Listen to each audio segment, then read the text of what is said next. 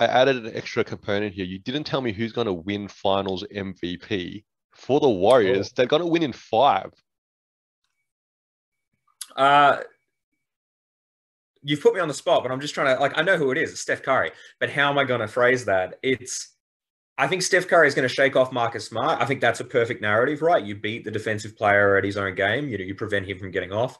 And the way that this team is constructed now, they need him to go off. I understand. I think the year that we had the Andre Iguodala one, that was this weird, like, oh, that turned the series, right? Putting him on LeBron, that turned the series. But the reality is that I think the Cavs are running on empty at that point, and there's a couple of elements to it. I think everyone who votes on the award as well understands that they kind of messed it up three times ago, and they've got to redo it. And this happens.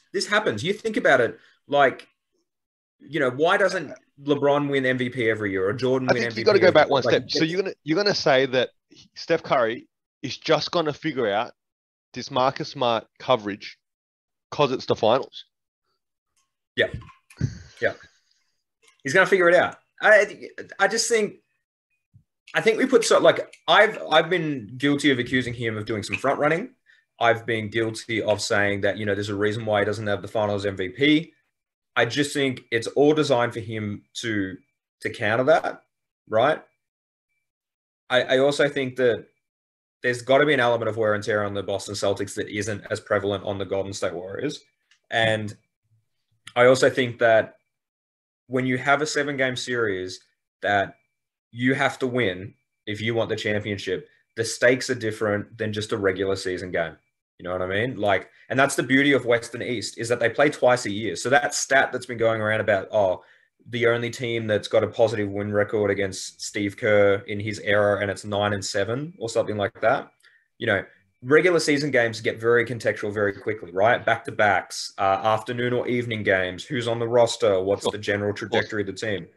So this is a 7-game series in which Golden State understands they need to win, just like Boston understands that they need to win. But the difference between the two teams, the experience, the fact that Steph Curry has had a lot of coverage thrown at him in the time, I'll give you the full statistic here that I'm picking Marcus Smart for Finals MVP. That's a huge call, right? Okay, but Marcus Smart is the second best player that's keeping Steph Curry to the second lowest offensive rating, minimum 100 possessions since the 2014 season. That's 8 years of playing basketball against each other that Steph Curry does not go off against this matchup. But what is his average? So let's not how much is he averaging when that happens? Now you ask me to Google shit. Well, that's what I'm Googling some betting odds, because I think that if you're very confident about your Marcus Smart, you should put some money down. All right. Sounds good. I'll go do that now.